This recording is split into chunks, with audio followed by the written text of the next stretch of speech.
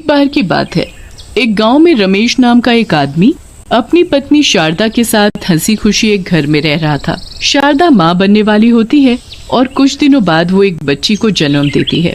शारदा की बेटी बिल्कुल काली पैदा होती है, पर शारदा और रमेश फिर भी उसे बहुत प्यार करते हैं और उसका नाम मुस्कान रखते हैं। एक साल बाद शारदा को एक बेटा होता है जिसका नाम वो नकुल रखते हैं। नकुल जब 2 साल का होता है तब शारदा की तबीयत बहुत खराब हो जाती है और उसकी मौत हो जाती है। अब कैलाश बेचारा अकेले ही दोनों बच्चों को पालने लगता है। धीरे धीरे समय बीतता है और मुस्कान 5 साल की हो जाती है। मैंने तुम्हारा और नकुल का स्कूल में एडमिशन करवा दिया है। अब तुम दोनों कल से स्कूल जाना और खूब मन लगाकर पढ़ना। मुस्कान और नकुल बड़े खुश हो जाते हैं और अगले दिन से स्कूल जाने लगते हैं। मुस्कान अपनी क्लास में जाकर सबसे आगे बैठ जाती है। ए लड़की, तुम कौन हो? पहले तो इस क्लास में नहीं देखा। मेरा नाम मुस्कान है, मेरा आज ही एडमिशन हुआ है। नाम मुस्कान और शक्ल ऐसी कि सामने वाले की मुस्कान गायब हो जाए। चलो जाओ और सबसे पीछे जाकर बैठ जाओ। तुम्हारी ऐसी काली शक्ल देखकर मैं पढ़ा भी नहीं पाऊंगी। मुस्कान बेचारी बड़ी उदास हो जाती है और पीछे जाकर बैठ जाती है। जैसा उसने सोचा होता है उसके साथ वैसा बिल्कुल भी नहीं होता। मैडम उसके कालेपन की वजह से उससे बहुत चिढ़ती और उसके साथ बुरा व्यवहार करती थी। ये सब बात मुस्कान कभी भी अपने बाबूजी को बताने की हिम्मत नहीं कर पाती थी ताकि मैडम उसे मारे ना। पढ़ने में मुस्कान बहुत ही होशियार थी, पर इतनी होशियार होने के बाद भी मुस्कान की टीचर उसे बिल्कुल पसंद नहीं करती थी। एक दिन जब मुस्कान और नकुल दोनों स्कूल जा रहे होते हैं तो मुस्कान गलती से अपनी कॉपी घर भूल जाती है। स्कूल में मैडम जब सब बच्चों को एक एक करके बुलाती है तो मुस्कान की बारी भी आती है। मुस्कान अपना पूरा बैग छान मारती है पर उसे कॉपी कहीं नहीं मिलती। अब वहाँ खड़े खड़े क्या कर रही हो? जल्दी कॉपी लेकर आओ। मैडम जी, वो मैं कॉपी लाई थी और सारा काम भी किया था पर कॉपी नहीं मिल रही। तुम जैसे बच्चों के बहाने मैं खूब जानती हूँ। आओ अभी का अभी इधर आओ। मुस्कान डरते डरते मैडम के पास जाती है। उस दिन तो मैडम ने अपने पास एक कांटों से भरी डंडी रखी हुई थी। अपने हाथ आगे करो। मैडम जी, मुझे माफ कर दो प्लीज, मैंने सच में काम किया था। मैंने कहा हाथ आगे करो, समझ में नहीं आता क्या? मुस्कान डरते हुए अपने हाथ आगे करती है। मैडम अपनी कांटों से भरी छड़ी उठाती है और जोर जोर से मुस्कान के हाथ पर मारना शुरू कर देती है। मुस्कान बुरी तरह चिल्लाने लगती है और उसके हाथों से खून बहने लगता है। मैडम जी, मत मारो, मुझे मत मारो, माफ कर दो मैडम जी, मुझे माफ कर दो। मैं बच्चों को माफ नहीं करती बल्कि उनको सजा देती हूँ, सजा। और तुझ जैसी काली कलूटी को तो डबल सजा मिलनी चाहिए। मैडम मुस्कान को इतना मारती है कि मुस्कान खूनम खान हो जाती है। रोज मुस्कान की मैडम उसे ऐसे ही मारती और एक दिन तो हद ही हो गई जब मैडम ने सजा देने के लिए उसे स्कूल की छत पर नंगे पांव धूप में खड़ा कर दिया। मुस्कान की हालत इतनी बुरी हो गई कि वो चक्कर खाकर छत से नीचे ही गिर गई और तड़प तड़प कर मर गई। उस वक्त कैलाश 2 दिन के लिए शहर गया होता है। ये खबर सुनकर वो दौड़ा चला आता है, पर आने के बाद उसे ना ये पता चलता है कि उसकी बेटी की मौत कैसे हुई और ना ही उसे अपनी बेटी की शक्ल देखने को नसीब होती है, क्योंकि गांव वाले ही उसका क्रियाकर्म कर देते हैं। कैलाश को मुस्कान की मौत का बहुत दुख होता है और वो उसके लिए बहुत रोता है। कुछ दिन बाद वो नकुल को स्कूल छोड़ने जाता है। वो नकुल को छोड़कर जा ही रहा होता है कि उसे स्कूल की छत के किनारे एक भयानक शक्ल की काली सी चुड़ैल बच्ची दिखती है। कैलाश जल्दी से भागकर पास जाकर देखता है तो वहाँ कोई भी नहीं होता। अभी तो यहाँ कोई था, कोई भयानक शक्ल जैसी काली चुड़ैल जैसी बच्ची कहाँ गई वो अचानक? कैलाश वहाँ से वापस जाने लगता है तो वो काली चुड़ैल बच्ची फिर से आ जाती है। मैं वापस आ गई हूँ, एक एक से मैं बदला लूंगी, किसी को नहीं छोड़ूंगी।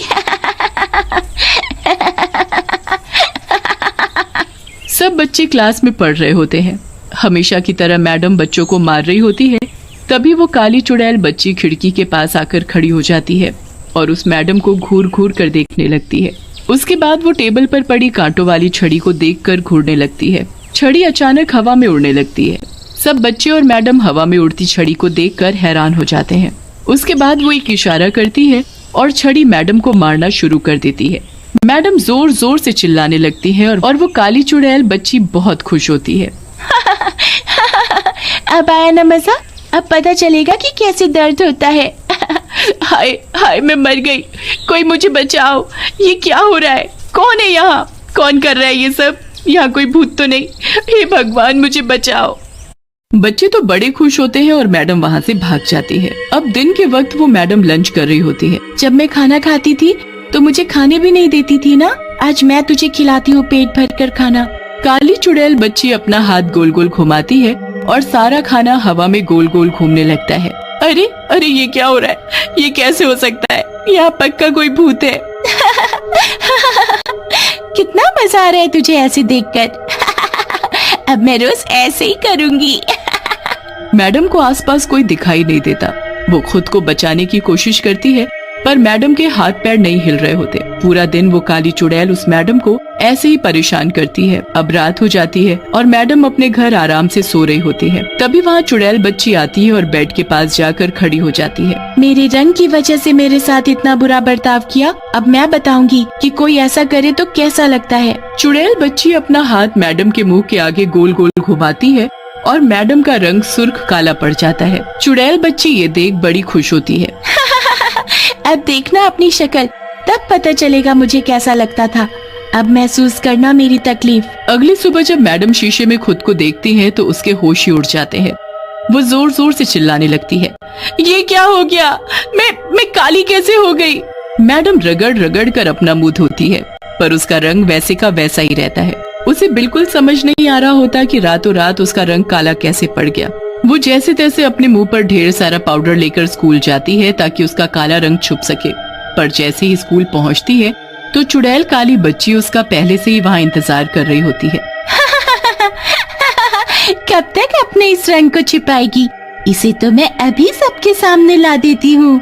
चुड़ैल बच्ची अपने जादू से बारिश शुरू कर देती है और मैडम का सारा मुंह धुल जाता है। मैडम को ऐसे देख सब बच्चे उन पर हंसने लगते हैं।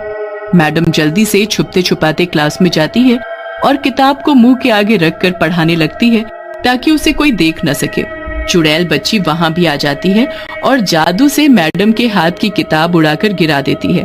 बच्चे मैडम को देख बहुत तेज हंसने लगते हैं। क्यों हंस रहे हो? तुम्हें उससे क्या? काली हो तो क्या किसी के कालेपन का मजाक उड़ाना चाहिए? चुपचाप बैठकर पढ़ाई करो। मैडम क्लास से बाहर जाने लगती है कि तभी पीछे से एक बच्चा बोलता है, जब खुद मुस्कान के कालेपन का मजाक उड़ाती थी तब ये बात नहीं पता थी क्या मैडम को? मैडम उस बच्चे की ये बात सुन लेती है पर चुपचाप वहाँ से चली जाती है और अकेले जाकर बैठ जाती है। वो बच्चा बोल तो सही रहा है, मैंने उस मुस्कान के साथ कितना बुरा किया क्योंकि वो बस काली थी इसलिए। मैडम यहाँ बैठकर अफसोस कर रही होती है और उधर कैलाश छुट्टी होने पर नकुल को स्कूल से लेने आता है। कैलाश को फिर से वही काली चुड़ैल बच्ची छत पर खड़ी दिखती है। आखिर ये चक्कर क्या है? मुझे जाकर देखना चाहिए। वो लड़की कोई और नहीं मुस्कान थी और वो मुझे बार बार इसीलिए यहाँ दिखती थी ताकि मैं यहाँ आकर ये सब देख सकूं। उसके साथ जरूर कुछ गलत हुआ था। तुम चुड़ैल नहीं, मेरी बेटी हो, है ना? तुम मुस्कान हो ना? हाँ पापा। मुस्कान सब कुछ अपने पिताजी को बताती है।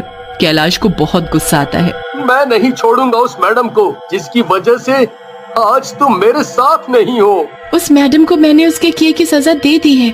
अब वो भी जिंदगी भर काले रंग के साथ जिएगी और वैसे भी उसे अपने किए पर पछतावा है। मैं तो बस आपको ये बताना चाहती थी कि मेरी मौत कोई हादसा नहीं थी, मुझे मजबूर किया गया था। कैलाश उसी वक्त मैडम के पास जाता है पर वो मैडम उसे कहीं नहीं मिलती। उसके बाद वो पता करता है तो पता चलता है कि मैडम हमेशा के लिए स्कूल छोड़कर चली गई है। कैलाश निराश होकर घर जाता है तो वहाँ मैडम उसका इंतजार कर रही होती है। कैलाश को देखते ही वो हाथ जोड़कर रोने लगती है। मुझे माफ कर दो, सब मेरी वजह से हुआ है। मैंने बहुत बुरा किया था आपकी बेटी के साथ, पर मुझे बहुत पछतावा है। आप मुझे कोई भी सजा दे दो, मुझे मंजूर है। कैलाश मैडम को सब बताता है। मैडम वहाँ बैठकर बहुत रोती है और तभी चुड़ैल बच्ची वहाँ आती है। अगर पछतावा है तो जाओ, बच्चों को शिक्षा दो, कभी किसी के साथ ऐसा व्यवहार मत करना। मुस्कान, मैं ऐसा ही करूंगी। मुझे अपने किए पर जिंदगी भर अफसोस रहेगा। मैडम उसके बाद एक ऐसे स्कूल में नौकरी करती है जहाँ विकलांग बच्चों को पढ़ाया जाता है। वो उन्हें खूब प्यार करती है और उसके अच्छे व्यवहार के साथ साथ उसका काला रंग भी फीका पड़ता जाता है।